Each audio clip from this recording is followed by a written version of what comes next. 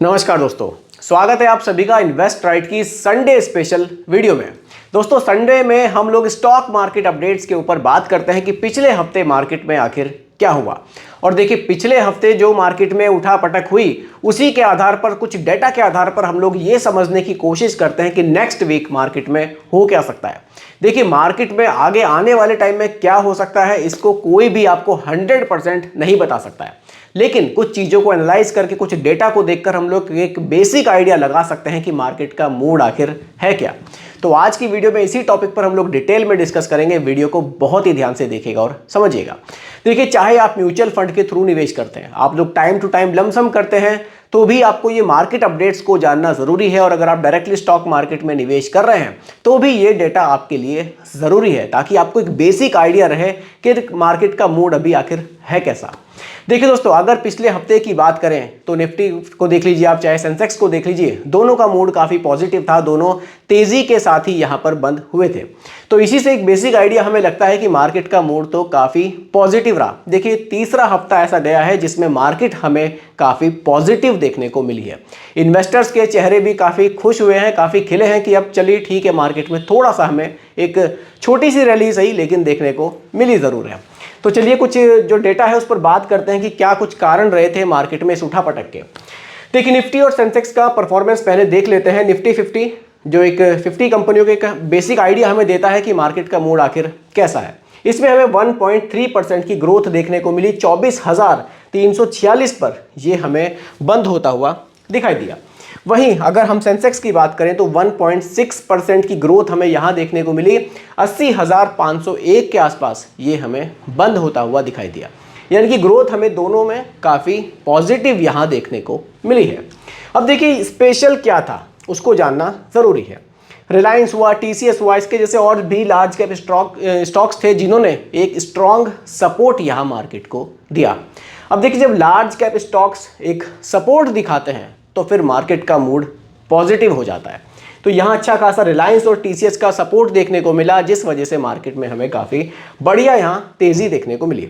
Sector wise performance को देख लेते हैं, इससे आपको और भी बेटर आइडिया हो जाएगा। देखिए, सबसे पहले बात करते हैं आईटी सेक्टर की। यूएस टेक कंपनीज का रिजल्ट अच्छा आया। अब जब यूएस में कोई चीज़ अच्छी होती है तो उसका फर्क तो सभी जगह पड़ता है। यहाँ रिजल्ट अच्छा आने की वजह से इंडियन आईटी स्टॉक्स पर भी इसका असर हमें पॉजिटिव ही देखने को मिला। इन्फोसिस हुआ, विप्रो हुआ, इसके जैसे स्टॉक्स में अच्छी बाइंग हमें देखने को मिली। खरीदारी ज़्यादा हुई। जब खरीदारी ज़्यादा होती है तो हमारा स्टॉक मार्केट बढ़ता है, और जब बिकवाली ज़्यादा होती है तो स्टॉक मार्केट घटता है। सीधा सा यही फंडा है। तो यहाँ क्या हुआ, जब आईटी सेक्टर में यूएस में इसका रिजल्ट अच्छा आया तो खरीदारी एकदम से आईटी सेक्टर में थोड़ी सी बढ़ गई। अब बढ़ने से मार्केट को एक सपोर्ट यहाँ मिला। चलिए, ये तो हो गई आईटी सेक्टर की बात। अब बैंकिंग सेक्टर को देख लेते हैं। मेनली 3 सेक्टर पर बात करेंगे। आईटी सेक्टर हुआ हमारा, बैंकिंग सेक्टर हुआ और हमारा ऑटो सेक्टर हुआ। बैंकिंग सेक्टर की अगर मैं बात करूं तो यहाँ की जो परफॉर्मेंस थी वो हमें थोड़ी सी मिक्स्ड देखने को मिली। मिक्स्ड ऐसे देखने को मिली, एसबीआई जो कि एक पब्लिक सेक्टर का बैंक है, पीएसयू बैंक है एसबीआई, इसने काफ़ी स्टेबिलिटी यहाँ पर दिखाई। लेकिन वहीं जो प्राइवेट सेक्टर के बैंक थे वो थोड़े से स्लो डाउन रहे। यानी कि पीएसयू सेक्टर के बैंक ने अच्छी परफॉर्मेंस दी और जो प्राइवेट सेक्टर के बैंक थे उनमें स्लो डाउन देखने को मिला। यानी कि जो हमारा बैंकिंग सेक्टर था वो थोड़ा सा हमें मिक्स्ड दिखाई दिया, उसकी परफॉर्मेंस थोड़ी सी यहाँ मिक्स्ड रही। यानी कि गिरावट आप नहीं कह सकते, बहुत ज़्यादा बढ़त नहीं कह सकते, एक मिक्स्ड परफॉर्मेंस हमें पूरे वीक में यहाँ देखने को मिली। ऑटो सेक्टर पर बात कर लेते हैं। देखिए, ऑटो सेक्टर तो अभी मार्केट जो है ना वो मंथली जो सेल का डाटा आना है उसका वेट अभी कर रहा है, इसलिए इस सेक्टर में कोई खास ज़्यादा आपको अभी देखने को कुछ नहीं मिलेगा, क्योंकि जैसे ही डेटा आएगा उसके बाद इस सेक्टर में आपको उतार चढ़ाव दिखाई देगा। स्टॉक्स में थोड़ा सा उथल पुथल है, वो ज़्यादा मतलब अभी कुछ नहीं है। मेन ऑटो सेक्टर का वही है कि मंथली जो सेल्स है उसका डेटा आने की यहाँ लोग अभी वेट कर रहे हैं। हीरो मोटोकॉर्प हुआ, टाटा मोटर्स हुआ, ये स्टॉक्स थोड़े से हाईलाइटेड रहे, न्यूज़ में रहे। एक बहुत बढ़िया चीज़ है, ये देखिए एफआईएस और डीआईआईएस एक्टिविटी को देखिए, इसका एक बहुत बड़ा इम्पैक्ट हमारी स्टॉक मार्केट पर पड़ता है। काफ़ी हद तक तो आप लोग इनको जानते ही होंगे इन चीज़ों को। एफआईएस क्या है, ये हमारे फॉरेन इन्वेस्टर हैं, जो बाहर के इन्वेस्टर आकर हमारे इंडियन स्टॉक मार्केट में निवेश करते हैं। जिनके बारे में कहा जाता था कि अगर ये निवेश करेंगे तो मार्केट उठेगी, ये पैसा निकाल लेंगे तो भैया मार्केट गिर जाएगी, सब कुछ इन्हीं के हाथ में। ऐसी कुछ बातें भी लोग करते थे।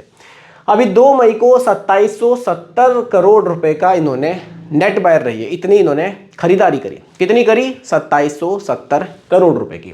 पॉजिटिव आउटलुक का सिग्नल मिला। अब भाई बाहर के अगर इन्वेस्टर पैसा लगा रहे हैं तो बिल्कुल एक पॉजिटिव यहाँ पर चीज़ निकल कर आती है और हमारे घरेलू इन्वेस्टर्स को भी लगता है कि मार्केट ठीक है।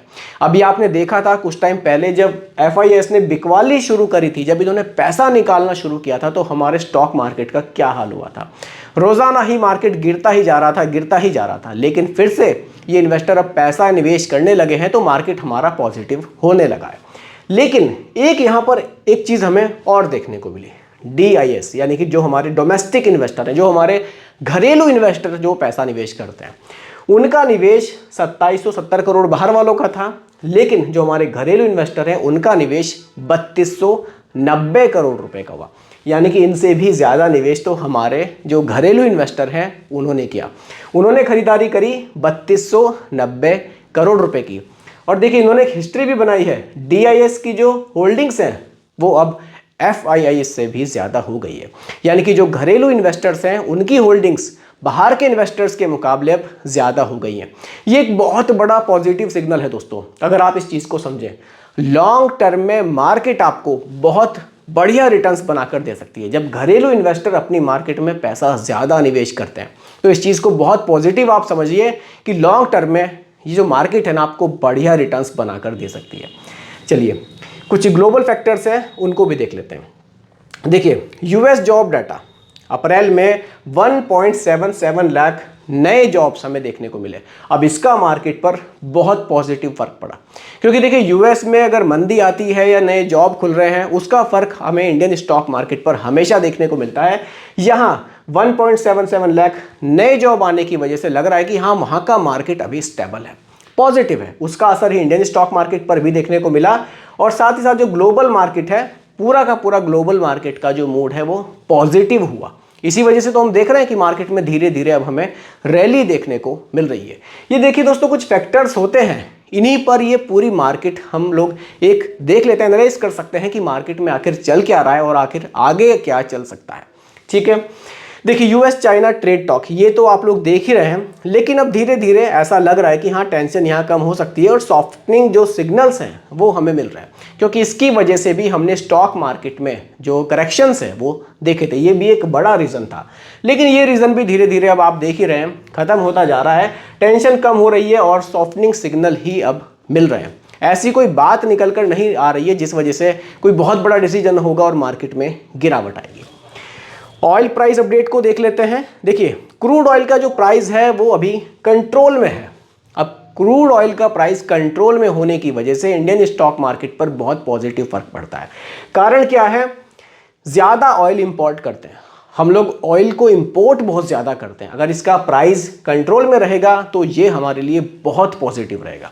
तो दोस्तों ये कुछ ऐसी चीज़ें थी, कुछ ऐसी बातें थी पिछले हफ्ते की मार्केट में जिसकी वजह से हमने मार्केट को बढ़ते हुए देखा या मार्केट में हमने उथल पुथल देखी। अब देखिए आने वाले सप्ताह में क्या हो सकता है। देखिए जिस डेटा पर हम लोग बात कर रहे हैं, अगर सब कुछ इसी तरह से पॉजिटिव रहता है तो मार्केट में हमें फिर से रैली देखने को मिल सकती है। लेकिन अगर डेटा थोड़ा सा यहाँ गड़बड़ हो जाता है, लोग इसको थोड़ा नेगेटिव लेते हैं, तो मार्केट में फिर हमें हल्का फुल्का करेक्शन भी देखने को मिल सकता है। बाकी इस डेटा को लेकर और इस पूरे हफ्ते की वीकली अपडेट को लेकर आपकी क्या राय है, आप मुझे कमेंट में ज़रूर बताइएगा। तो दोस्तों यही आज की वीडियो का टॉपिक था। उम्मीद करता हूँ कि टॉपिक आपको पसंद आया होगा। बाकी सिर्फ एजुकेशनल पर्पस वीडियो आप लोगों के लिए बनाई गई है। पसंद आई हो लाइक शेयर कीजिएगा, चैनल पर नए हैं सब्सक्राइब कीजिएगा। मिलते हैं जल्दी एक और नई वीडियो के साथ। धन्यवाद।